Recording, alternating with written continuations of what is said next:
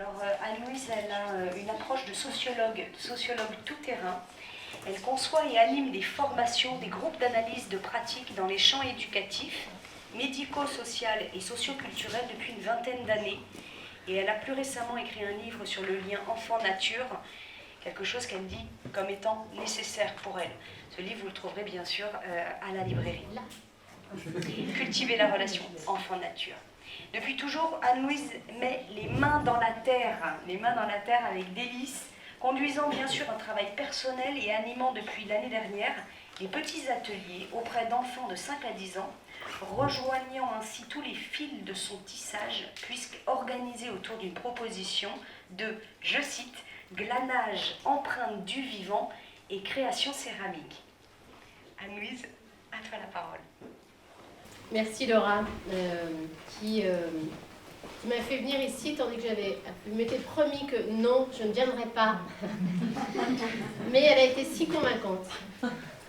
Voilà, alors pourquoi j'avais dit que je ne viendrais pas et pourquoi sans doute je ne suis pas très tranquille en fait, à l'idée de prendre la parole, parce que je vais aborder une matière qui est un peu fraîche pour moi, qui est même franchement en chantier.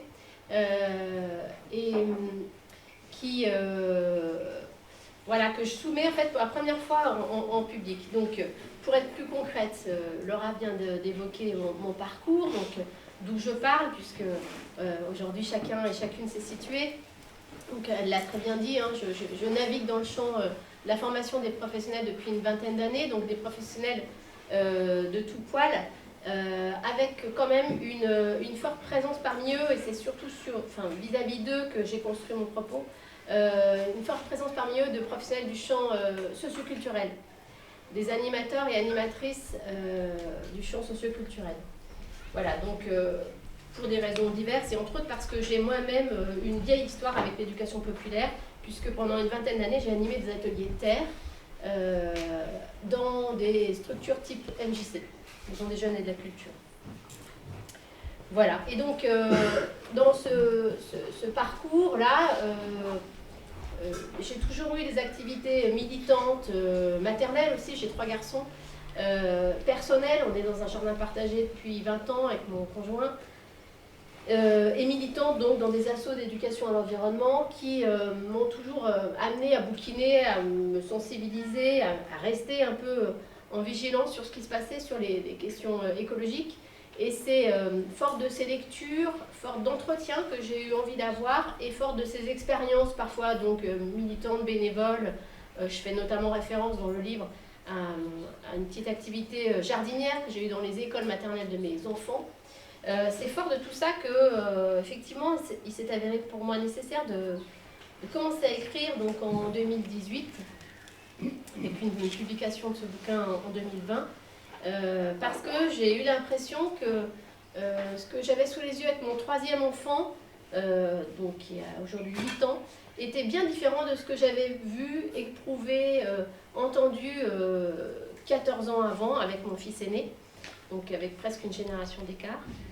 Et tout ça m'a sauté un peu à la figure, parce que ça m'a permis de me rendre compte que in vivo, j'avais sous les yeux ce que Robert Hempel, on l'a beaucoup cité, nomme l'extinction de l'expérience de nature.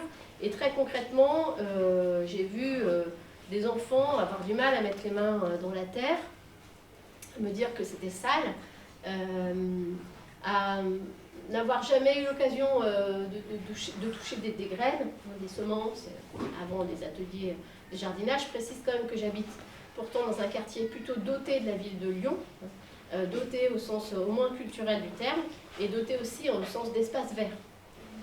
Donc malgré tout ça, j'ai eu besoin de comprendre ce qu'il en était de cet éloignement des enfants et de la nature qui est bien sûr nommé, quantifié, etc. Vous savez, donc, entre autres, 4 enfants sur 10 aujourd'hui en France ne sortent plus dehors les jours d'école. Ça, c'est une stat de l'INVES, l'Institut national de la veille sanitaire. Donc voilà, tout ça m'a amené à écrire et avoir envie de rassembler ce que je trouvais très éparse, très éparpillé sur ce thème, donc de ramasser tout ça dans le cas d'un livre. Et puis, suite à ce livre, une partie de mon activité de formation s'est beaucoup orientée sur ce renforcement des liens en fond nature. Et au cours de ces formations, assez vite, il m'a été dit Anne-Louise, c'est super, mais on aimerait que vous veniez avec nous en pratique, quoi. Et même que vous puissiez, pourquoi pas, partir avec les enfants, enfin en tout cas proposer quelque chose avec eux. Donc je me suis beaucoup posé la question de ma place en fait dans ce cadre-là. Et il m'est apparu après réflexion que mon média de toujours, la Terre, donc, était un média intéressant, je crois, en tout cas opportun pour emmener les adultes et emmener les enfants dans peut-être une sensibilisation à la matière, donnant en plus une opportunité de sortir dehors et de se confronter à tous les éléments, puisque dans l'activité de la céramique, hein, ce qu'on appelle aussi la poterie quand on est sur du tournage, on est, et c'est la particularité, avec les 4 éléments. On travaille la terre avec l'eau, elle sèche à l'air et on cuit donc au feu. Un feu qui est parfois un peu un feu électrique, hein, on est d'accord aujourd'hui, parce que le nombre de fours de potiers sont en fait des fours électriques. Mais toute cette complétude m'a paru opportune pour proposer des temps avec les enfants, et c'est un peu cette matière fraîche-là dont je voulais parler aujourd'hui avec vous, et dont je vais vous faire part un peu rapidement, et sur laquelle j'ai envie qu'on échange, hein, parce que tout ça est en cours d'expérimentation. Voilà, et donc je suis partie de ce constat d'un éloignement des enfants avec les formes du vivant, un constat qui, moi, m'a particulièrement, touchée, puisque je suis moi-même fille de paysan, enfant du dehors. Donc je suis particulièrement sensible à la question de ce déracinement, hein, de cette tendance qu'ont aujourd'hui beaucoup d'enfants à grandir davantage dans les murs d'une chambre que dans l'espace de la rue, comme c'était peut-être encore le cas il y a une cinquantaine d'années en France, ou de l'espace du dehors, tout au moins. Et lorsque c'est un peu le cas, c'est bien souvent dans des espaces qui sont dédiés, qui sont invités à jouer, donc dans des espaces dédiés, ils sont cantonnés même à jouer. Et des espaces dédiés, je ne vous refais pas le coup des aires de jeu, mais bien souvent pauvres en texture, en matière, en couleur. L'herbe est désormais synthétique, les revêtements anti-fracture prévalent dans la plupart de nos aires de jeu. Bien sûr, il y a des tendances qui évoluent, mais on est bien loin de l'expérimentation directe avec les éléments du vivant, animés et inanimés, dont on parle ici depuis 2 jours. Donc, une difficulté dans nos quotidiens, ce qui est vrai pour nous et vrai aussi des enfants, d'être à l'écoute du monde.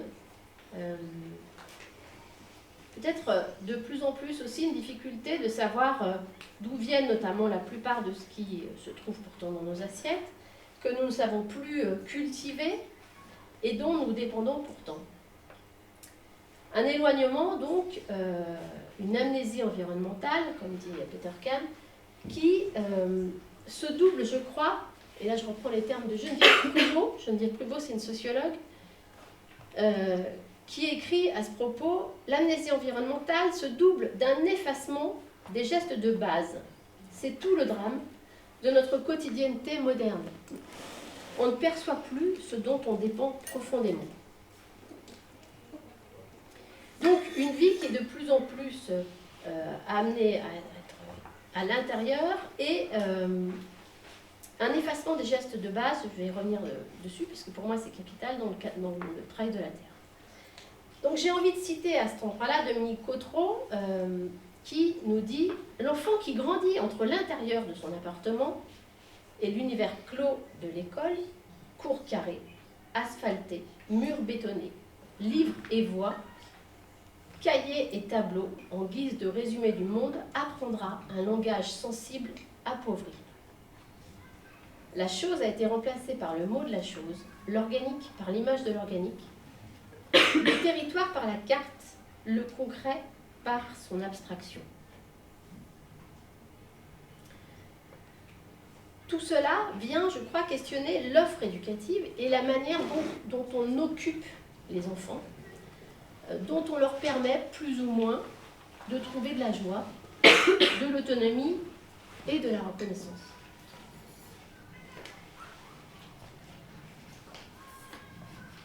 Avec des effets nombreux, je ne suis pas sûre que ce soit utile de les rapporter dans le détail, mais syndrome de manque de nature, il en a été question. Privation, je crois aussi d'une partie essentielle du vécu infantile dans la rencontre avec toute cette richesse qu'offre le dehors. Privation du fait de pouvoir s'éprouver dans son corps au nom du risque, au nom d'une certaine idée de la sécurité. C'est pour moi un endroit essentiel parce que derrière ça, je pense qu'il y a aussi des enjeux de prévention. Comment apprendre à se protéger, si ce n'est en s'éprouvant, donc dans l'expérience. Et je pense donc qu'on a bien souvent encore tendance à confondre, j'ai envie de dire, la culture de la sécurité avec l'absence d'expérience au nom du risque.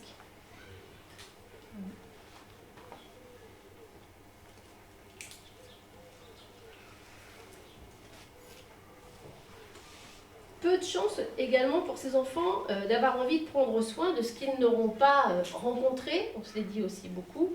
Il y a bien sûr donc des enjeux d'éco-citoyenneté, d'éco-formation, pour reprendre les termes qui ont été évoqués, dans ces formes d'éloignement.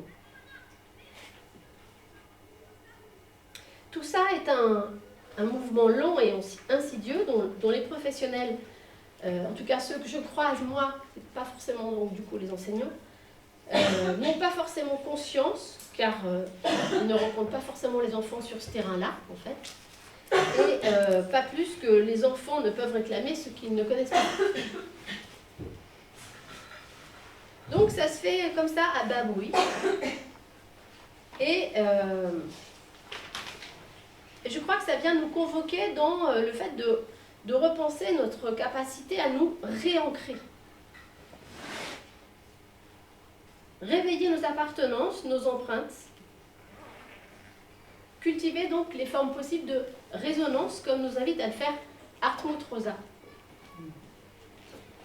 Ran a fait référence à cet auteur allemand, que j'aime beaucoup, et qui a écrit un livre qui s'appelle précisément Résonance, qui fait suite à un autre livre qui s'appelait Accélération. La résonance, nous dit l'auteur, se caractérise par deux mouvements complémentaires. D'un côté, une ouverture au monde, une capacité à se voir affecté par lui, et puis d'un autre côté, le pouvoir d'y agir, de reconnaître notre activité en lui. Donc, à l'opposé de cette relation résonante au monde, l'auteur décrit une relation qu'il qualifie de muette et froide, à un monde donc réduit à ses qualités instrumentales, un monde qui nous sert. Ou une relation passive à un monde qui ne peut être que subi. La résonance, donc, se nourrit de la capacité à voir le monde de manière attrayante et répondante, d'une certaine manière.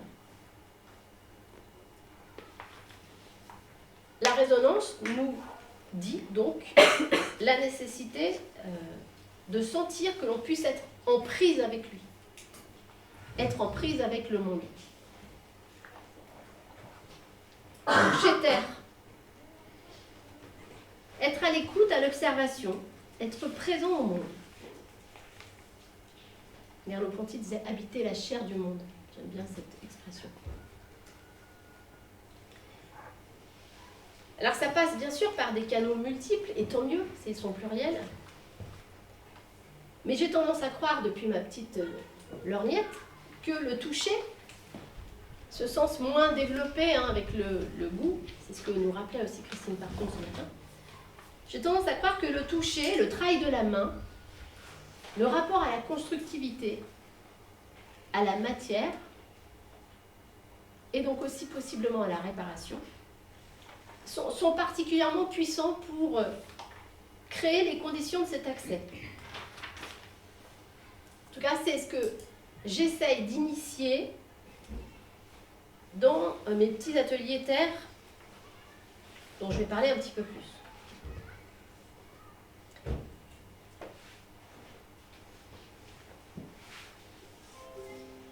Ces petits ateliers terre, donc j'ai effectivement nommé atelier de glanage, empreinte du vivant et création céramique. Je vous en donne quelques idées, j'ai quelques images aussi. Sont pour moi l'occasion d'essayer de, je veux dire, tout tenir ensemble, c'est là où c'est bien sûr trop ambitieux, mais de susciter des formes d'attention, de nourrir des égards au vivant, au milieu dans lequel sont les enfants, et à la matière également. Nourrir des égards pour contribuer à nourrir une sorte de mémoire sensitive de la matérialité du monde.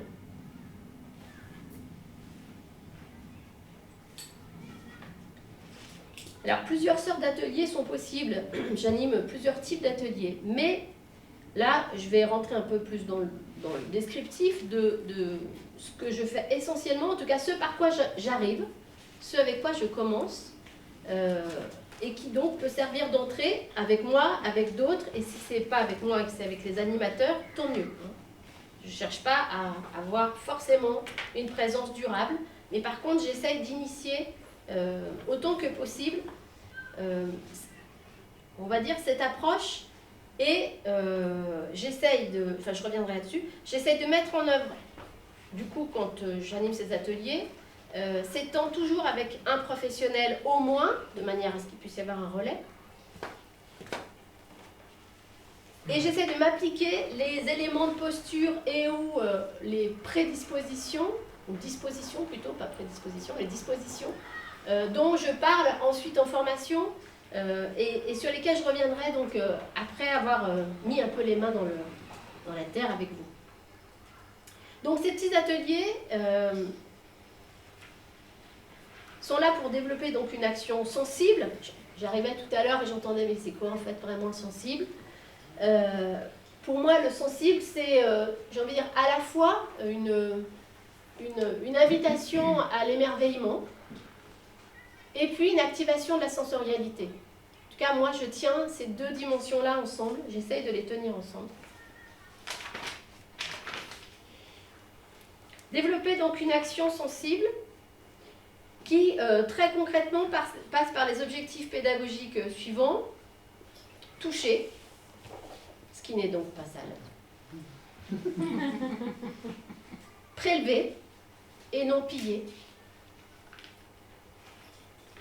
Observer, entre autres, que tout se transforme et rien ne se perd dehors.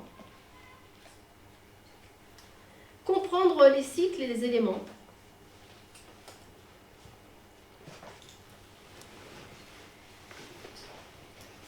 Se confronter à la résistance des matériaux.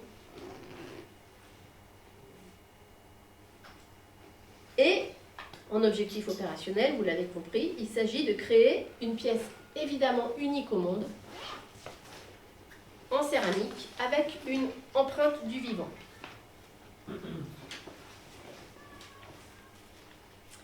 Concrètement, ces ateliers donc, ont lieu dans le milieu des enfants. C'est-à-dire que ça peut être pour une école, un centre social, une maison de l'enfance, je ne l'ai pas dit, j'aurais dû le dire d'abord. Des bibliothèques aussi, en ce moment, les bibliothèques municipales de la ville de Lyon, là, me sollicitent.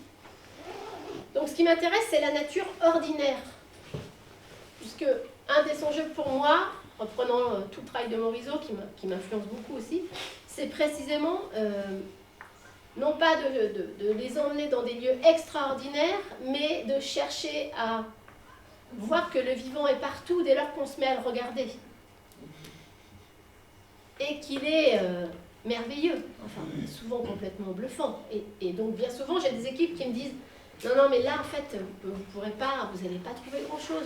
Hein. Vous ne pouvez pas sortir avec les enfants parce qu'il n'y a rien, en fait, ici. Et en fait, il n'y a jamais rien.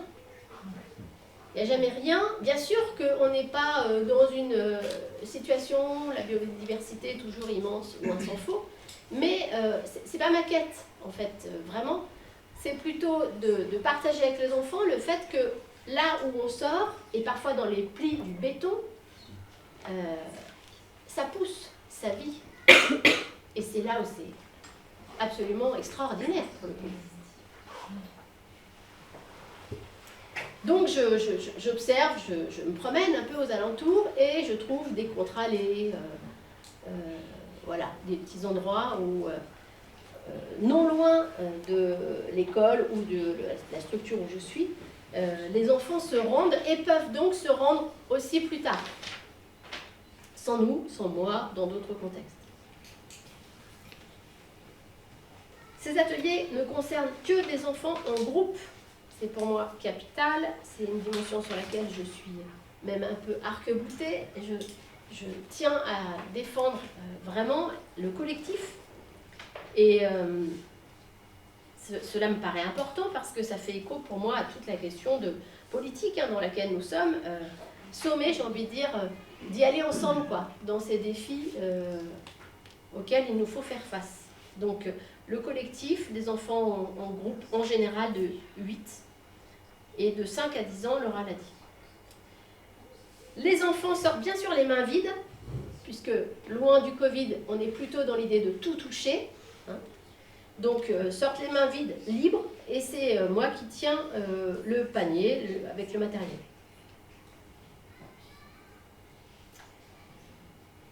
Une séquence intègre un temps où on se rencontre. Bon, les images ne sont pas formidables, mais je vous en donne quelques-unes. Un temps où on se rencontre, où on cause, on discute, en fait. Et une des premières questions que je leur pose, c'est qu'est-ce qui est vivant? Et c'est pas très clair, en fait. C'est pas très clair, hein, pour pas mal d'enfants. Est-ce qu'un arbre est vivant? Un petit moment de réflexion, quand même. Donc, voilà, on parle de ce qu'on a autour de nous, de ce qui se passe si on, justement, on coupe une plante. Et donc, on parle des cycles de la vie, des cycles des saisons. Et c'est là où, justement, je commence à poser des éléments sur cette histoire du glanage, et qui n'est pas du pillage, et de la nécessité d'une attention dans ce qu'on va prélever.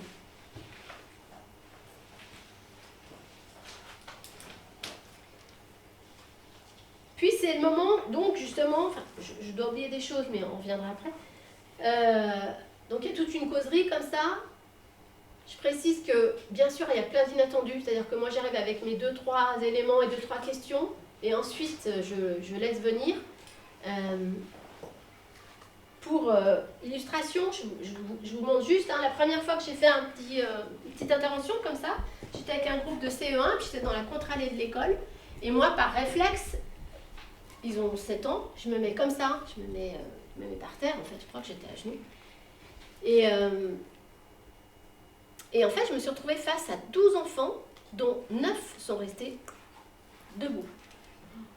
Il y a 3, dont le mien, qui se sont assis.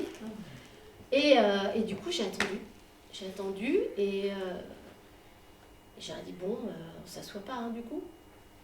Et ils m'ont dit, ah ben non, on ne peut pas. Et alors, ok. Et donc, en fait, tout était là. C'est-à-dire qu'en 5 minutes, j'ai entendu le fait que, bien sûr, on ne peut pas s'asseoir dans l'air parce que c'était sale. On est au mois de mai, donc il n'y a pas de pluie, il n'y a pas de boue. On est dans de l'herbe. Il pouvait y avoir des crottes de chiens, ce qui était une observation tout à fait judicieuse, mais je leur ai dit, il s'avère qu'on a un truc dingue, c'est qu'on a des yeux. On a des yeux, et que donc on va pouvoir s'assurer, je l'ai fait avant, mais vous pouvez vous en assurer par vous-même, que, en fait, ici, c'est possible. Il y avait des filles en jupe, pas le droit de s'asseoir. Et il y avait des nouveaux pantalons.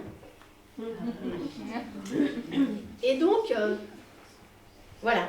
L'inattendu, c'est que là, il fallait que je fasse avec ça. Donc, du coup, on a engagé toute une discussion là-dessus, sur le sale, qu'est-ce qui est sale, qu'est-ce qui est propre, etc. Et là aussi, hein, c'est loin d'être si évident.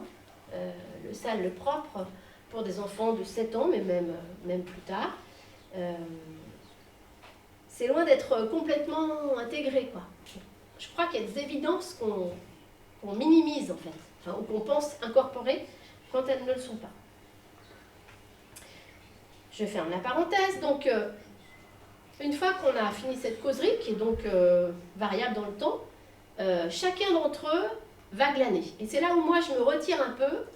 J'ai mes petits livres de distinction. Je ne suis pas du tout naturaliste, hein, donc je ne connais pas forcément le nom des plantes, mais je m'évertue de sortir des aplats. C'est pour moi extrêmement important, l'entrée en matière qui est le langage. Et donc, j'essaye de distinguer avec eux.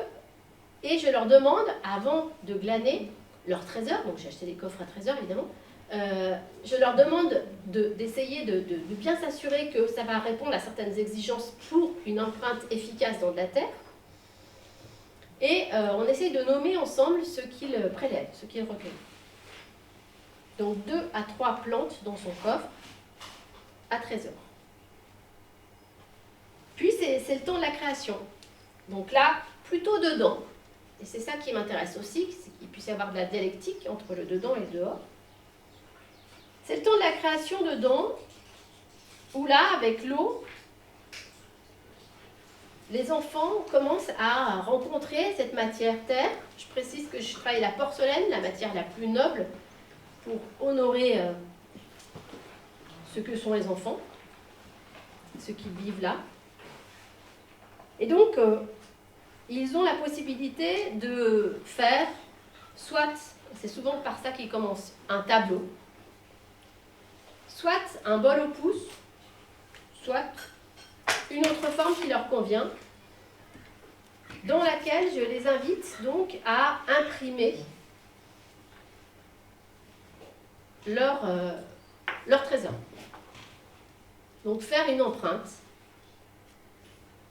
Et donc, je me mets un peu en retrait, je guette, mais bien sûr, je ne fais jamais à leur place. Je suis à leur service. Et voilà. Et du coup, techniquement, je peux valider, aider, etc. Mais c'est vraiment eux qui font, qui rencontrent cette expérience. Et puis, donc on le voit, hein, il faut être parfois debout, il faut y aller. Hein, la terre, c'est pas tout mou, en fait, ils découvrent ça. Souvent, ils sont surpris de la nécessité d'avoir à monter sur leur chaise pour rouler, quoi, pour obtenir quelque chose qui soit un peu plat. Et puis ensuite, ils impriment, j'amène aussi des lettres. Ils ont la possibilité donc d'écrire, notamment le nom de la plante, des plantes, ou autre chose. On a ensuite un temps de discussion, de causerie, de conscientisation de ce qu'on a vécu. Je pense que c'est important, on se l'est dit beaucoup aussi au cours de ce colloque, de revenir par le langage sur ce qui a été vécu pour justement faire trace. Et puis ensuite, il y a une étape d'attente, c'est-à-dire que les pièces ont à sécher. Donc on ne ramène pas tout de suite, ce qui est perturbant pour beaucoup d'enfants. Parce que c'est joli, mais en fait ce n'est pas possible de le ramener, c'est fragile. Et donc là il y a une petite ellipse pour eux, parce qu'évidemment je ramène dans mon atelier, je cuis, et je ne restitue les pièces que 3 semaines plus tard. Et oui, le temps du séchage, en fait, est long. Il y a une première cuisson, on travaille de la céramique. Puis, il y a un travail d'oxydation. Alors, je ne sais pas si vous voyez bien. Hop là. Là, vous allez voir mieux. Il y a un travail d'oxydation, c'est-à-dire que j'injecte du jus d'oxyde pour révéler les empreintes et j'émaille les pièces. Donc, il y a une deuxième cuisson à 1280 degrés, en l'occurrence. Et tout ça, en fait, c'est long. Et du coup, il se passe 3 semaines. Ce qui est pour moi extrêmement important, parce que je parlais d'effacement des gestes de base dans l'introduction, je crois qu'il y a aussi un effacement du temps long. Dans ce déracinement, dont je n'ai pas le temps de parler, mais c'est le cas dans le livre, il y a tout un tas de raisons, parmi lesquelles, je crois, un éloignement avec la paysannerie et du coup une privation de l'expérience du temps long. On a des enfants qui aujourd'hui sont sur un rapport au temps très pressurisé, des temps très courts, et sont dans le temps de l'immédiateté, le temps des médias, qui est aussi le temps de l'immédiateté. Et donc voilà, pour moi c'est extrêmement important de mettre de la durée, de l'attente dans tout ça. Et puis enfin, on valorise la démarche par une petite exposition, j'essaye de pousser des équipes à le faire en tout cas, à la manière du musée scolaire de Jules Ferry, une façon d'honorer, de célébrer la démarche et puis aussi d'inviter les parents. Voilà. J'ai rajouté ça parce qu'il n'y a pas que de la production en céramique, on peut aussi éprouver autrement les choses et notamment en travaillant juste avec la barbotine sur des aplats noirs pour travailler, éprouver l'impact du geste et ce qui se passe avec tous nos doigts, tous nos poignets, parfois tous nos bras, dans ce qu'on peut mettre en œuvre entre la matière et nous. Alors, je suis un peu brouillonne, mais je voudrais partager avec vous 2-3 réflexions du moment sur tout ça. Pour moi, il y a quelque chose d'intéressant et dans la manipulation et dans le rapport au temps, j'ai un peu d'en parler.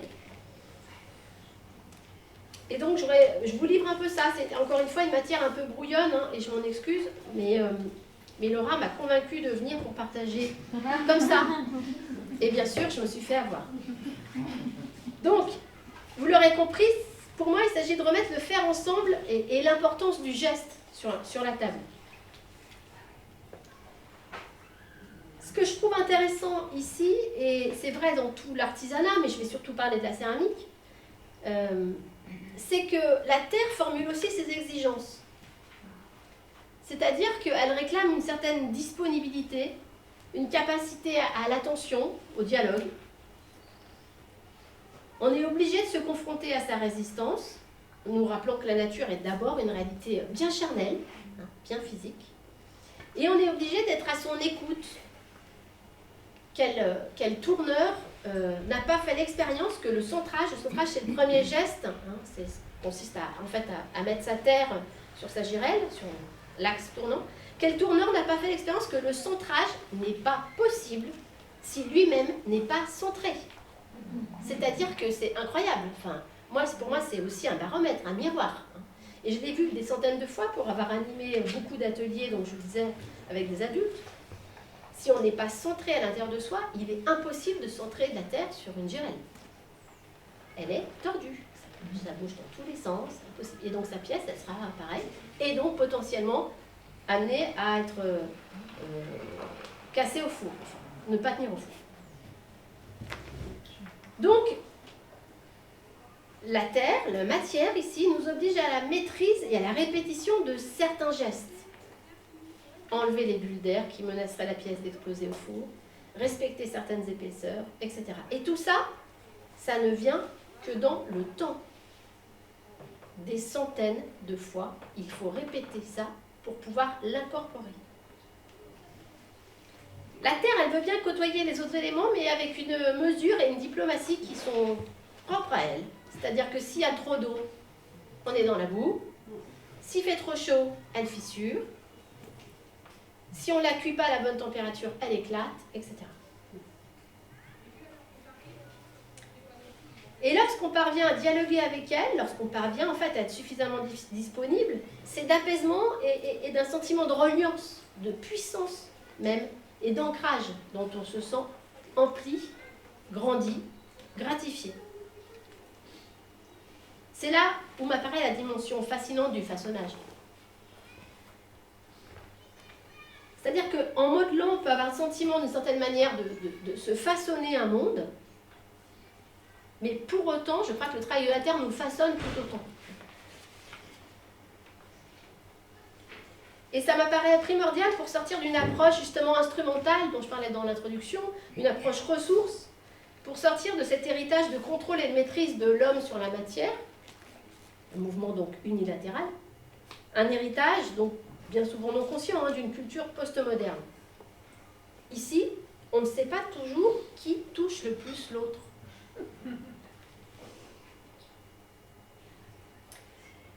Et ces gestes donc nourrissent physiquement et intimement le sentiment d'ancrage et d'attachement à un ensemble bien plus vaste que soi, bien plus durable aussi que soi.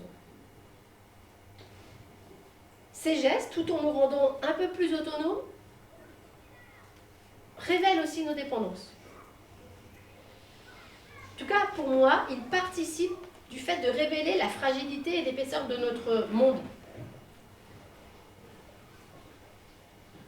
Et, je le disais, et ça m'apparaît capital, d'apprendre à traiter la matière avec égard. Regarder les objets autrement que comme des marchandises. L'artisan, nous dit Matthew Crawford dans son livre formidable qui s'appelle Éloge du carburateur, une référence pour moi. L'artisan est fier de sa création, il la chérit. Tandis que le consommateur met constamment au rebut des objets qui fonctionnent encore parfaitement dans sa quête fébrile du nouveau. Matthew Crawford, ancien philosophe, qui a ouvert un garage de réparation de motocyclettes et qui a donc écrit ce livre, Éloge du carburateur, sur toute la valeur de l'artisanat. Donc tout ça donne de la valeur aux relations que les enfants, je crois, entretiennent avec ce qu'ils ont en main, avec ce qu'ils touchent. Et ça nous permet peut-être d'essayer d'échapper à ce paradoxe d'une société matérialiste qui n'invite en fait que très peu à nous confronter à la matière. C'est là la valeur et la vertu de l'artisanat que nous avons peut-être à retrouver. Cet artisanat-là qui met en œuvre et s'attache à reproduire des savoir-faire, qui met en jeu la main, qui fait de la manipulation un art qui s'apprend, qui donne prise au monde sans emprise, qui nous permet aussi, je crois, de nous interpeller dans nos actes et leurs effets sur nos milieux. Et là aussi, je cite Crawford, il dit « Pour avoir la moindre prise sur le monde, intellectuellement parlant, ne faut-il pas aussi avoir un minimum de capacité d'agir matériellement sur lui ?»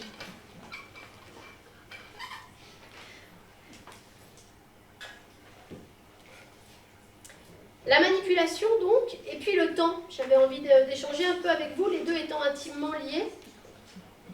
Le manque de temps, nous dit Hartmut Rosa, est le premier fossoyeur de la résonance.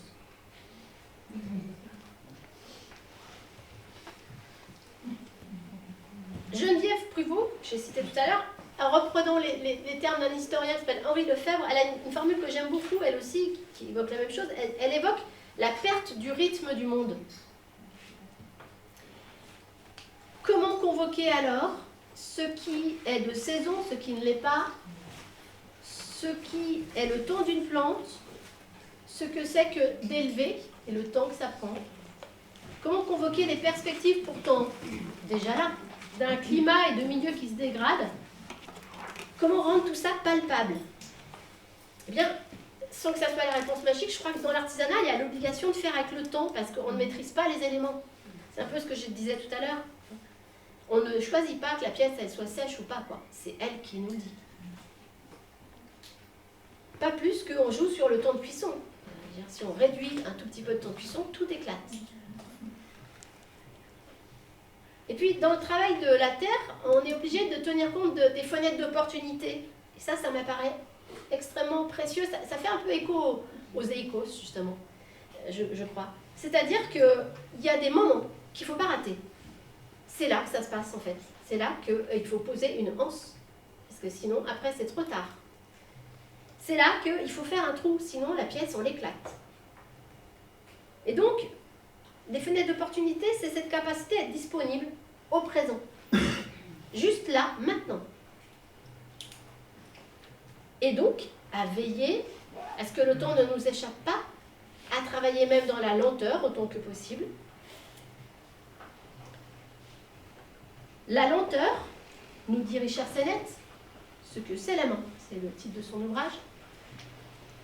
La lenteur même du temps professionnel est une source de satisfaction. La pratique s'enracine et permet de s'approprier un savoir-faire. La même lenteur permet aussi le travail de réflexion et d'imagination. au contraire de la course aux résultats rapides. La maturation demande du temps. On prend durablement possession d'une compétence. Et c'est parce que je vais m'en remettre justement à un savoir et une expérience qui me viennent du passé que je peux aussi, je crois, éviter un sentiment tout à la fois de toute puissance et puis en même temps de découragement. C'est-à-dire que dans l'artisanat, il y a une instruction empirique dans et par le temps. Dans et par les témoignages de ceux et celles qui nous ont précédés et par l'obligation qu'on a de composer avec la matière, avec son rythme, avec ses exigences.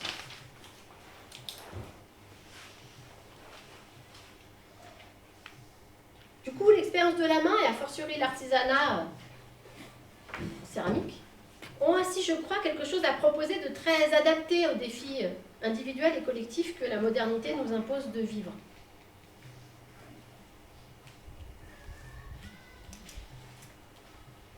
J'ai beaucoup trop de pages, Laura. Est-ce que tu peux m'indiquer de combien de temps il me reste 5-10 minutes. Ok. 8 minutes. D'accord. 7 minutes. 8 minutes, 10 minutes.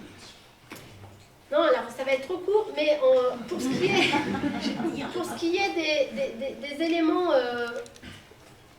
je veux dire, de posture, et si je reprends la casquette de formatrice, d'animatrice et de formatrice, parfois auprès d'animatrices et d'animateurs, on pourra peut-être en parler ensemble, mais c'est vrai que pour moi, derrière ça, il y a des espaces de vigilance qui ont été beaucoup repris, donc ça va être redondant. Parmi eux, le fait de ne pas arriver en sachant, ça c'est vraiment un héritage de l'éducation populaire, de ne pas arriver en tant que sachant, c'est-à-dire de se poser comme passeur, comme veilleur peut-être, et du coup, j'ai envie de dire de s'aligner là où sont les enfants, de s'aligner là où sont aussi parfois les familles ou les professionnels. Pour moi, c'est extrêmement important. On arrive, on ne sait pas. On peut avoir d'expérience, mais on arrive, on ne sait pas. C'est particulièrement vrai pour moi, enfin je fais vraiment attention à ça parce que dans le champ socioculturel, je suis en plus face à des publics professionnels qui sont peu dotés, en tout cas convaincus qu'ils sont dans des sous-métiers, pas reconnus, très mal payés, etc. Et donc si j'arrive autrement que dans une position comme ça, on ne se rencontre pas. Donc idem avec les enfants. Moi je me laisse autant guider que je les guide. Ce qui fait que je suis extrêmement souvent hors cadre horaire. Mais ça c'est une autre affaire.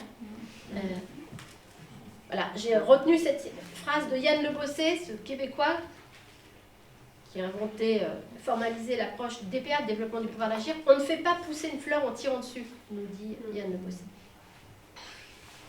Autre élément capital, soigner l'entrée en matière. C'est trop court, mais voilà, j'insiste beaucoup sur l'importance du langage, là aussi, j'en parle un peu dans le livre, et plus ça va, plus je travaille là-dessus.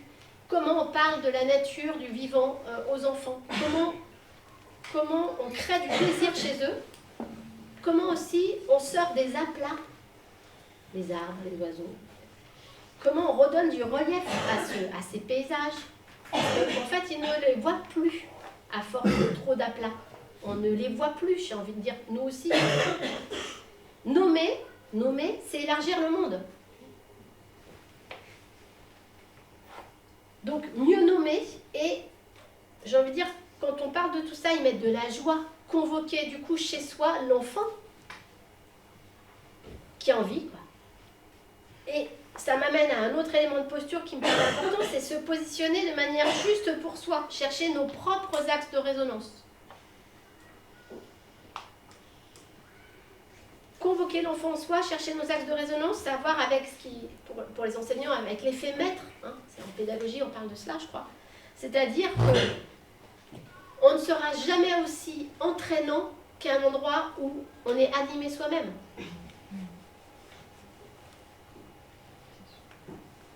Et donc, ça nécessite d'avoir quand même fait un petit travail sur nos propres empreintes avant. Moi, je commence toutes mes formations comme ça, hein, je vais faire un travail d'empreinte réflexive, au groupe que j'ai face à moi, avec un certain nombre de questions.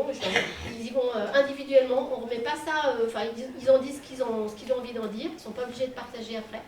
Mais pour qu'eux-mêmes se situent et que déjà, je pose des éléments clés, pour moi en tout cas, de distinction entre la connaissance, le rapport et les représentations. Et que chacun soit bien au clair sur son triptyque à lui, là-dessus. Les connaissances, je peux être extrêmement érudit et avoir pas vécu beaucoup, parce que via les livres, etc., etc. Mais le monde depuis une fenêtre ou depuis un écran, certes, est riche, mais c'est pas du tout la même chose que de passer par l'éprouvée, hein, par le corps, par les sens. Donc le rapport, c'est plutôt dans ce registre-là que ça se situe, et puis les représentations. Donc, si on a déjà cette matière-là, on gagne beaucoup de temps ensuite pour que chacun puisse se positionner de manière juste et tenir dans la durée sur ce qu'il entame avec les enfants. Donc, ils mettent de la vibration, mettre du plaisir, susciter du désir. Je crois que c'est capital. Pour moi, c'est en tout cas un axe sur lequel je suis très vigilante. Et puis, il y en a d'autres. Penser le risque le plus en amont possible, on le sait, on n'a pas arrêté de se le dire, c'est le frein majeur qui nous retient en tant que professionnels. Et donc, du coup, autant qu'on y aille tout de suite, moi, je vais directement travailler sur les freins. Après ça, quels sont les freins? Où est-ce que... Et comment tout de suite cette question du risque, de la sécurité, on peut la penser, on peut la regarder un peu autrement, peut-être on peut chercher des interstices qui nous permettent d'y aller quand même, etc., etc.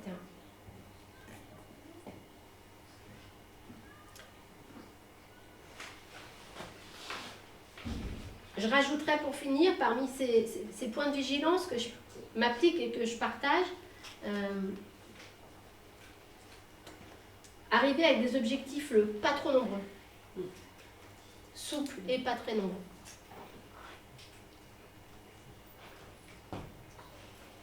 D'abord parce qu'on peut être bousculé, parce qu'ensuite c'est la condition pour privilégier ce fameux vécu sur le prévu, dont on parle aussi depuis 2 jours. Privilégier le vécu sur le prévu, faire face à l'inattendu, l'accueillir. Les soudures imprévues n'étant pas toujours les moins réussies. Et donc ça nécessite aussi de défendre un peu, j'ai envie de dire, un autre rapport aux objectifs, aux résultats. Et peut-être même parfois défendre l'improductivité. En tout cas, la productivité des temps dehors, sur lesquels on peut revenir, et c'est ce qu'Éric a dit plusieurs fois, on peut revenir ensuite autrement dedans.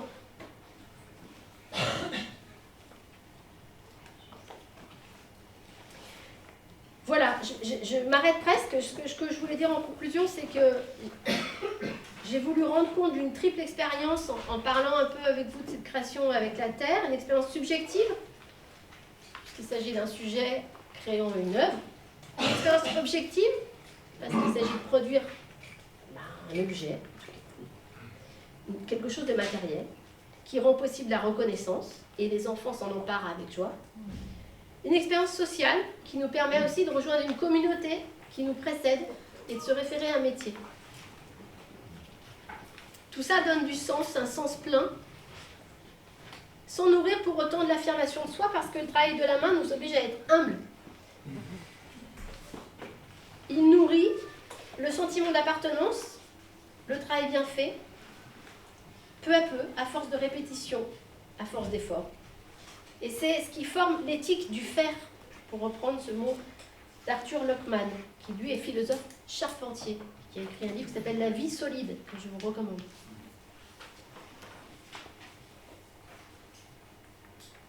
Cela rejoint le désir, peut-être un besoin, mais Matthew Crawford parle de désir. Le désir, dit-il, de rendre notre monde intelligible afin de pouvoir nous en sentir responsables.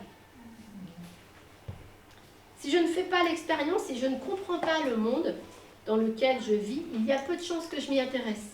Et encore plus, que je me mobilise à son sujet. Ça rejoint là la dimension donc éco-citoyenne des enjeux, du lien des enfants avec leur milieu. Et, pour citer Lockman et je m'arrêterai sur cette phrase. C'est à ce titre que la pensée matérielle, et non matérialiste, ça c'est moi qui le rajoute, c'est à ce titre que la pensée matérielle, développée par l'artisanat, constitue une pratique formatrice de l'esprit propre à restaurer un rapport plus actif au monde et à la chose politique. Je vous remercie.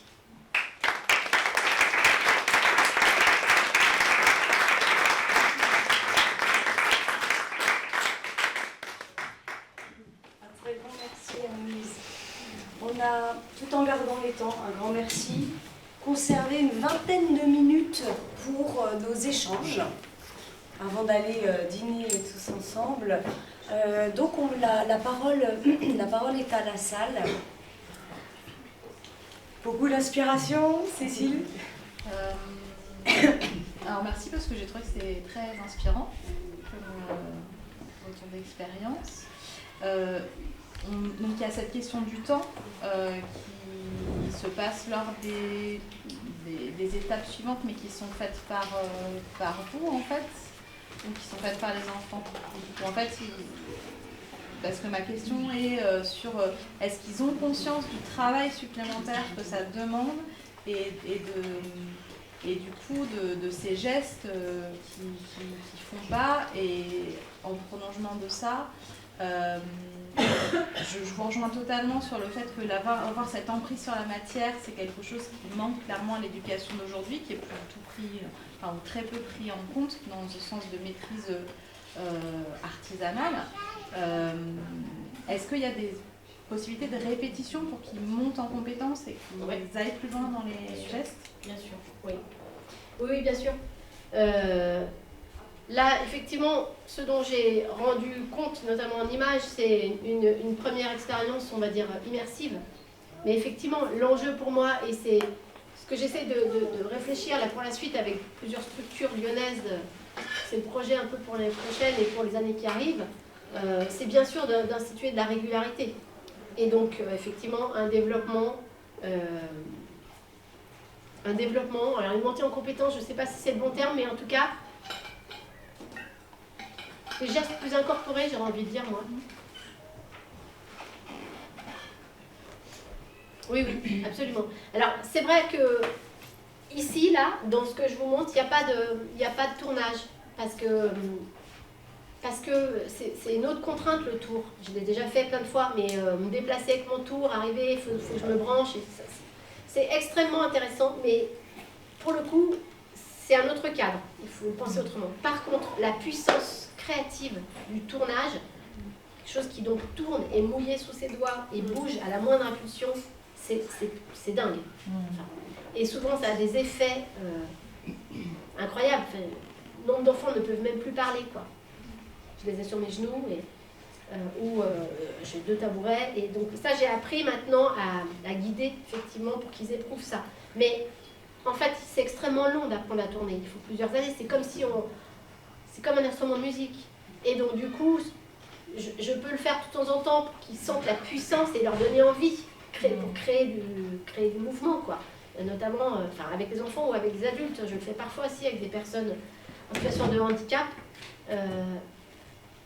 Et c'est hyper intéressant. Mais ça travaille autre chose. Cela étant, sur table, dans le modelage et le façonnage, bien sûr qu'il y a un espace infini. Et donc, le geste ne peut que s'affiner. Juste avec le bol au pouce, et on n'a pas le temps, mais tout à l'heure, je me suis dit, mais j'aurais dû amener un verre.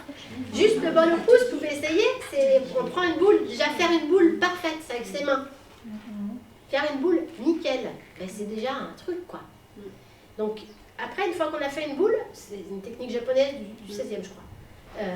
Juste avec ses 2 pouces, et en jouant d'un quart de tour, comme ça, bah, je vous invite à essayer de faire un bol. On creuse comme ça, et petit à petit, on affine. Et en faisant des quarts de tour, du coup, bah, son trou va s'élargir, et puis on va être amené petit à petit à pincer ses bords. Et bon, bah, ça, par exemple, on peut le faire toute sa vie. Le geste n'est jamais aussi abouti que la fois d'après, quoi.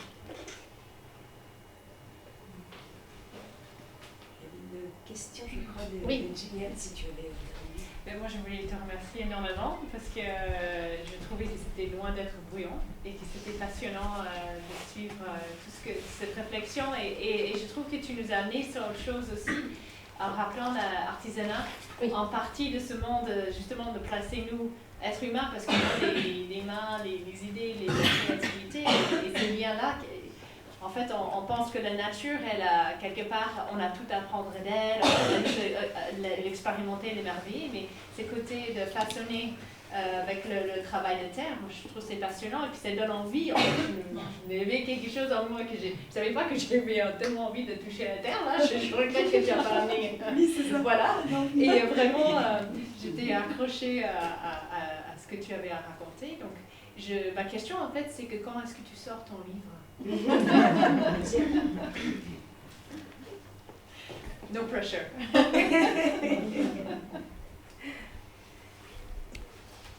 Est-ce qu'il y a d'autres partage d'expérience?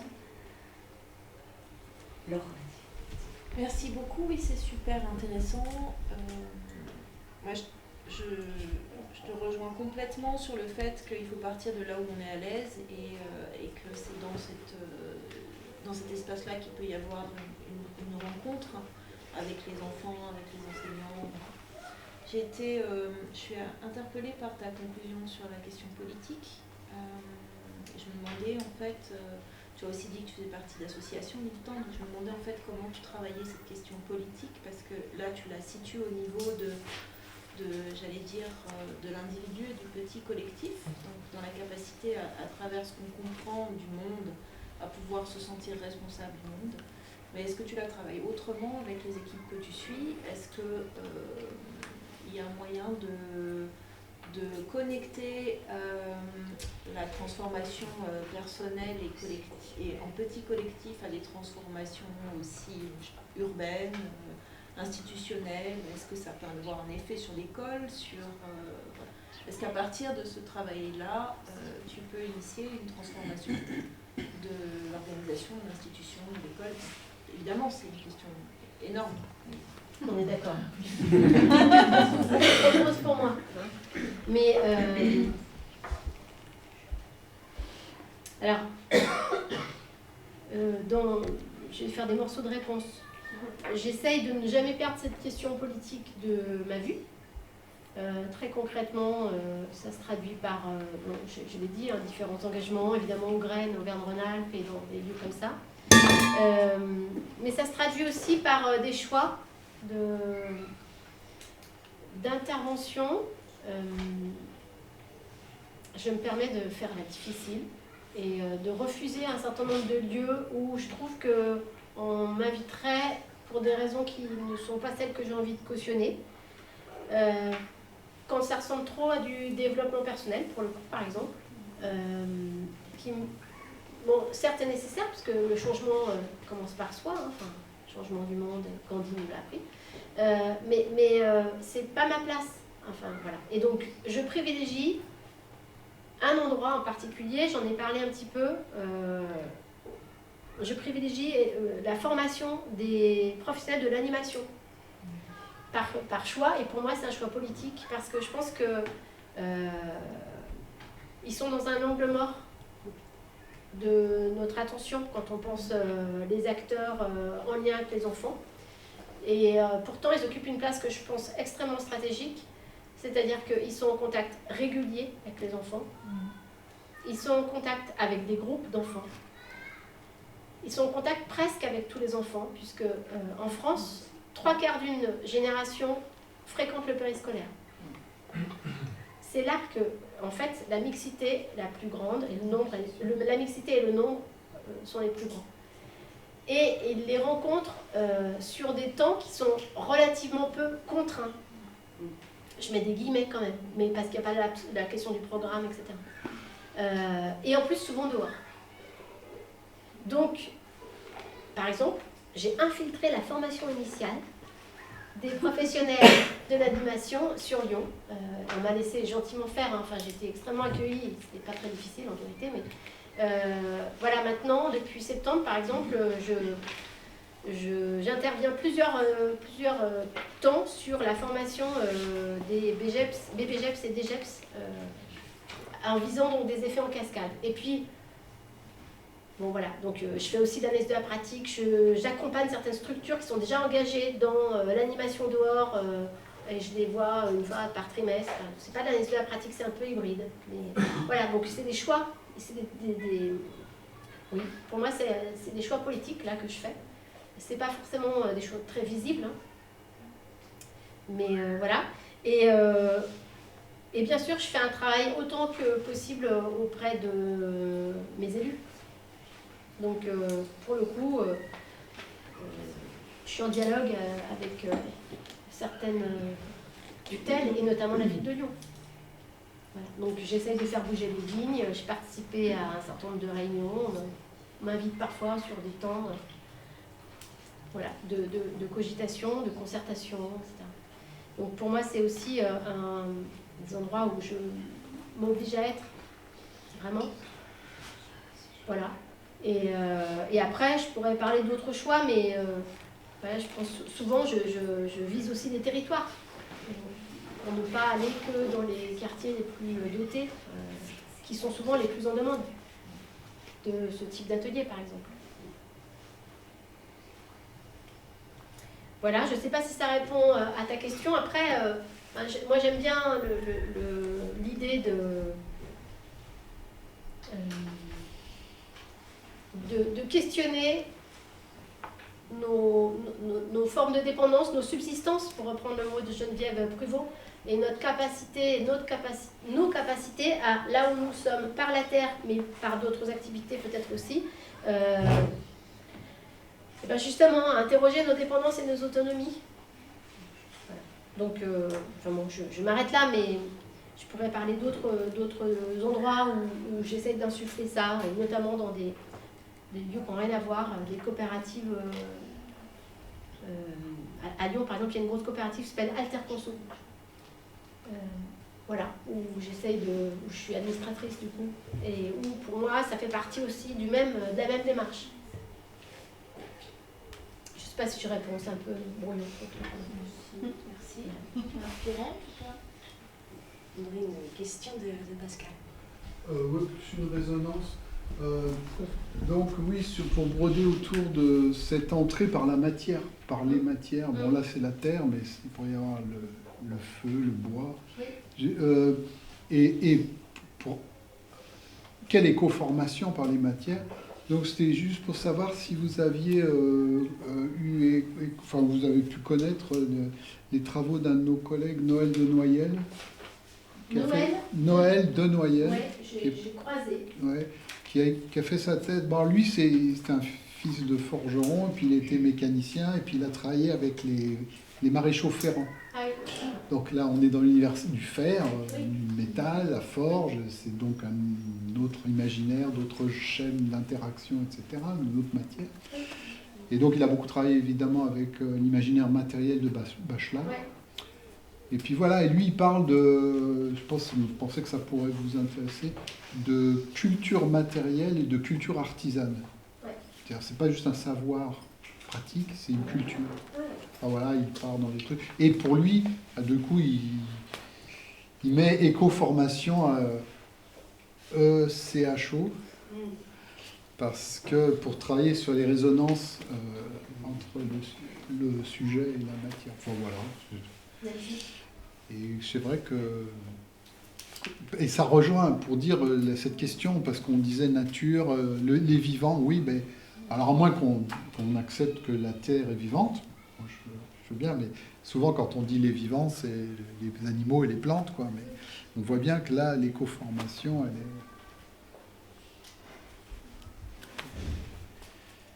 est dans l'interaction sensorimotrice avec... Merci.